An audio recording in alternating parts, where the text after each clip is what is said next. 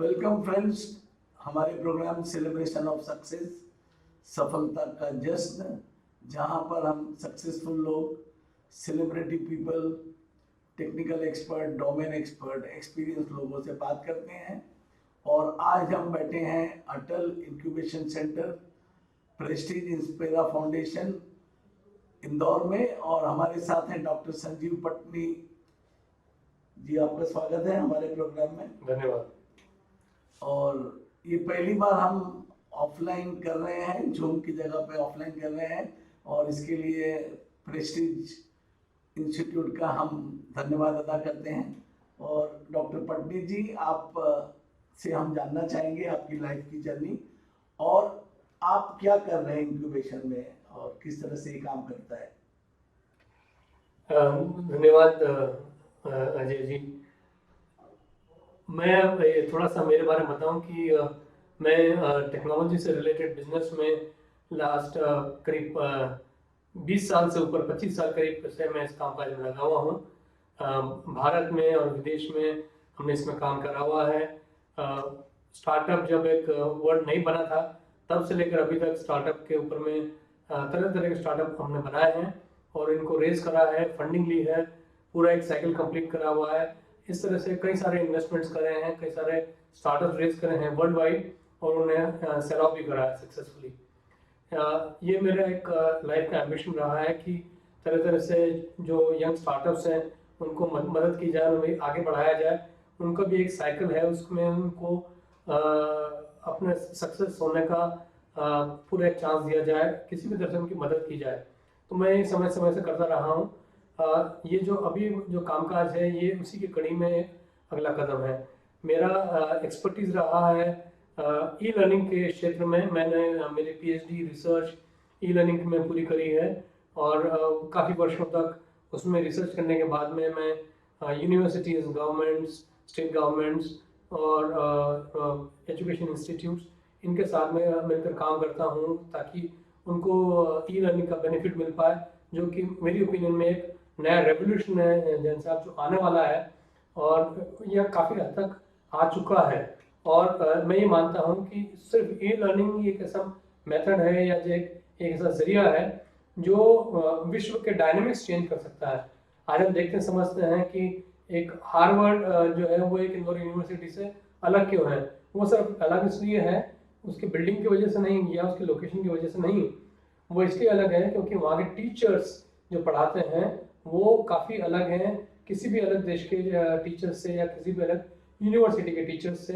उनकी एक क्षमता है, वो काफ़ी सारे नोबेल अवार्ड विनर्स हैं, पुलित्जर अवार्ड विनर्स हैं, तो वो उनका एक अलग इंटेलेक्चुअल कैपेबिलिटी लेवल है। वो लोग पढ़ाते हैं वहाँ जाकर।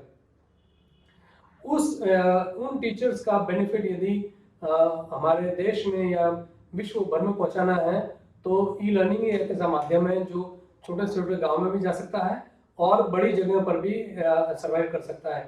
तो ये एक मेरी ओपिनियन में लेवल इक्वलाइजर है कि जो बड़े देश, छोटा देश, संपन्न देश, गरीब देश सब एक लेवल में आ सकते हैं, बशर्ते कि वो टीचर्स अच्छे हों, उनके जो स्टूडेंट्स हैं उनका सीखने का माध्यम अच्छा हो और पढ़ाने का तरीका अच्छा हो। तो मैं समझता हूँ कि ई लर्निंग ही ऐसा माध्यम है जो एक इक्वलाइजर बन सकता है।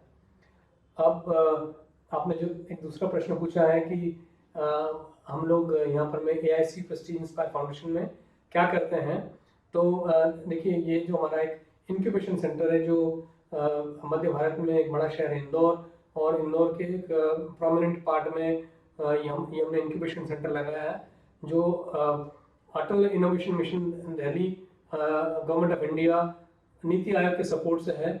उन्हीं के अंडर में हम लोग काम करते हैं, और हमारा ऑब्जेक्टिव है कि जो स्टार्टअप्स का इकोसिस्टम बना हुआ है देश भर में, जैसा आप जानते हैं, समझते हैं, देखते हैं कि ये काफ़ी तेज़ी से फैल रहा है। और पहले हम देखते थे कि जो भी यूनिवर्सिटी से, कॉलेज से बच्चे पास आउट होते थे, उनके पास में गिन के 2 ऑप्शन होते थे। या तो वो अपने पिताजी का, चाचा जी का, भाई का जो जमा जमाया काम है, फैक्ट्री है, दुकान है या व्यापार है, जो भी है, उसमें आके वो उनके साथ में काम करने लग जाए, और या फिर कोई एक अच्छा सा जॉब देख ले, मल्टीनेशनल में, गवर्नमेंट में, छोटा जॉब, बड़ा जॉब, ये दो ऑप्शन हुआ करते थे। लेकिन अब एक तीसरा भी एक बहुत अच्छा ऑप्शन बना है, जिसको हम लोग कहते हैं स्टार्टअप लगाना, खुद ही का स्वयं का स्टार्टअप लगाना। तो जो लोग स्वयं का काम करना चाहते हैं, स्वयं एक स्टार्टअप लगाना चाहते हैं, तो उनके लिए आज विश्व भर में, न सिर्फ भारत में बल्कि विश्व भर में बड़ी बड़ी अपॉर्चुनिटीज खड़ी हुई है। गवर्नमेंट उनके लिए फंड्स देने को तैयार है, वेंचर कैपिटलिस्ट या एचएनआई उसके अंदर में फंड डालने को तैयार है। टेक्नोलॉजी अच्छे लेवल पर आ चुकी है, इंटरनेट और बैंडविड्थ बहुत अच्छी हो चुकी है। कहने का मतलब इंफ्रास्ट्रक्चर रेडी है, गवर्नमेंट तैयार है, फंडिंग रेडी है, बड़ी कंपनीज छोटे स्टार्टअप से टाई अप करने को तैयार है। स्टार्टअप जो हमारे देश में तैयार होते हैं, बनते हैं, वो अपना प्रोडक्ट और सर्विसेज को विश्व भर में फैला सकते हैं। तो ये एक ऐसा ऑप्शन है कि जो बहुत ही छोटे समय में अच्छे स्केल पर जा सकता है। आपको उदाहरण देने की जरूरत नहीं, लेकिन फिर भी आप देखें, अभी थोड़े दिन पहले ही अच्छे अच्छे जो स्टार्टअप्स आए, नायका जैसा स्टार्टअप आया, एक अच्छी उम्र की लेडी ने लगाया। तो ऐसा ज़रूरी नहीं है कि कम उम्र के लोग ही लगाया, अच्छी उम्र की एक लेडी ने लगाया और सबसे बड़ा स्टार्टअप बना वो हेडेड बाय फीमेल। लाइकवाइज आप देखेंगे तो पेटीएम है, ओला है, इसमें के कई सारे बड़े बड़े स्टार्टअप बने हैं, लेकिन उनकी एक विशेषता ये है कि वो एक बहुत ही छोटे रूप में चालू है, जिसको हम कहते हैं स्टार्टअप। तो उनको फंडिंग मिली, उनको मार्केट मिला, उनको सपोर्ट मिला, उनको टेक्नोलॉजी मिली, उनको गवर्नमेंट का सपोर्ट मिला, करके वो फ्लरिश हुए, आगे बढ़े। तो ये हम एक छोटे रूप में चालू करवाते हैं हमारे स्टार्टअप इंक्यूबेशन सेंटर में, और उसी को हम सपोर्ट देकर, जो यंग एंटरप्रेन्योर्स आते हैं उनको सपोर्ट देकर उनको नर्चर करते हैं। तो ये सर गवर्नमेंट का जो फंडिंग है वो किस तरह से मिलता है, और आपके इंक्यूबेशन में कोई आएगा तो उसको मिल सकता है क्या? देखिए, गवर्नमेंट का फंडिंग कोई ऐसा नहीं है कि वो सभी के लिए अवेलेबल है। सबसे पहली चीज उसके अंदर में है कि वो स्टार्टअप डिजर्विंग होना चाहिए। और वो स्टार्टअप एक डिजर्विंग क्यों होगा और कैसे होगा, कि उस स्टार्टअप को अपना एक अच्छी टेक्नोलॉजी हो, एक डिसरप्शन का मॉडल हो, उसमें आगे जाने की, बड़ा होने की क्षमता हो, उसमें एक सोसाइटी में डिफरेंस लाने की क्षमता हो, एक कंट्रीब्यूटिव हो, तब तो उसमें मतलब है कि गवर्नमेंट पैसा भी लगाएगी। सिर्फ गवर्नमेंट ही क्यों, इन्वेस्टर्स भी पैसा लगाएंगे उसके अंदर में, स्टार्टअप्स भी उसको इंकरेज करेंगे, इंक्यूबेट करेंगे। तो ये फंडिंग आसानी से अवेलेबल है, बशर्ते कि वो स्टार्टअप और वो स्टार्टअप के फाउंडर और उनकी टीम उस फंडिंग सपोर्ट को डिजर्व करती हो सही मायने में। सर ये स्टार्टअप का अभी क्रेज बहुत बढ़ गया है, और पिछले साल तो काफ़ी, पिछले साल यानी 2021 में काफ़ी स्टार्टअप यूनिकॉर्न लेवल पे भी हो गए हैं। तो ओवरऑल एक्सपेक्टेशन हर स्टार्टअप का बढ़ गया है, लेकिन आपको मालूम है कि ये इतना आसान नहीं है। तो कोई भी स्टार्टअप चालू करने के पहले जब वो चालू कर रहा है तो उसको कौन सी 3-4 बातों का ध्यान रखना चाहिए? देखिए, ये विषय तो ऐसा है कि ये बहुत लंबा विषय है, लेकिन मैं आपको 2-3 पॉइंट इसके जो विशेष तौर पर बता सकता हूँ। मुझे उम्मीद है कि जो सुनने वाले लोग हैं उनका भी इसमें कहीं ना कहीं जाके बेनिफिट होगा, समझ में आएगा कि ये सबसे पहले तो इंटेंशन क्लियर होना चाहिए कि मुझे ये स्टार्टअप क्यों लगाना है। कई स्टार्टअप्स आते हैं, कई लोग आते हैं, उनका इंटेंशन इसलिए रहता है कि कैसे भी करके फंडिंग मिल जाए हमारे को।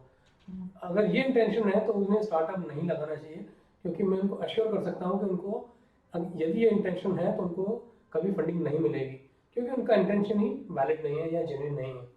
सेकेंडली, ये जो भी स्टार्टअप रहेगा सबसे पहले डिपेंड करेगा कि उसका जो फाउंडर है, एक या दो या तीन फाउंडर, उनमें कितना दम है, क्योंकि उनके दम पर ही ये स्टार्टअप की नींव लगेगी और उसी के नींव के ऊपर में वो स्टार्टअप की इमारत बनेगी। तो स्टार्टअप्स के जो फाउंडर हैं उनकी जानकारी, उनका पैशन, उनका सक्सेस होने का एक क्राइटेरिया, ये मादा जिसको बोलना चाहिए, एक लगन जो उनको होनी चाहिए कि उनको ड्राइव इतनी स्ट्रांग हो कि मुझे कैसे भी करके मेरे स्टार्टअप को सक्सेसफुल बनाना है। और विषय की जानकारी, जिसको हम लोग बोलते हैं सब्जेक्ट मैटर एक्सपर्टीज या understanding of the subject, is extremely important. वो यदि उनके सब्जेक्ट को ठीक से समझते हैं, जानते हैं और उन्हें विश्वास है इस चीज़ का कि वो ज़रूर सफल होंगे और उन्हें उसमें उस विषय की पूरी जानकारी है, तो मैं उन्हें अश्योर कर सकता हूँ कि उन्हें गवर्नमेंट की तरफ से, इंक्यूबेशन सेंटर की तरफ से, इन्वेस्टर्स की तरफ से, कस्टमर की तरफ से कि उन्हें सफलता ज़रूर मिलेगी। सर ये स्टार्टअप जो आपके यहाँ आते हैं तो उसमें आप क्या देखते हो उनको सिलेक्ट करने के पहले? मैंने बताया जैसे कि हम लोग सबसे पहले देखते हैं कि जो उसके फाउंडर हैं उनमें कितना दम है, वो क्या बात करना चाहते हैं, उनका इंटेंशन क्या है। या तो वो सिर्फ पैसा लेना चाहते हैं या उनका ये इंटेंशन है कि हमें हमारे स्टार्टअप को जल्दी से जल्दी अच्छा और बड़ा बनाना है, मार्केट में ले जाना है, प्रोडक्ट सोल्यूशन चाहिए।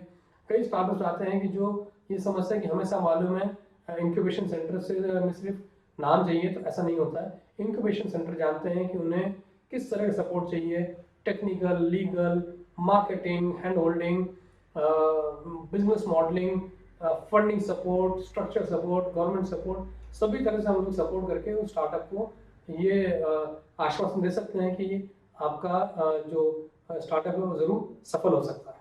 डॉक्टर संजीव पटनी, आपने इतनी अच्छी तरह और सिंपल ये सब बातें बताई, इसके लिए आपका बहुत बहुत धन्यवाद।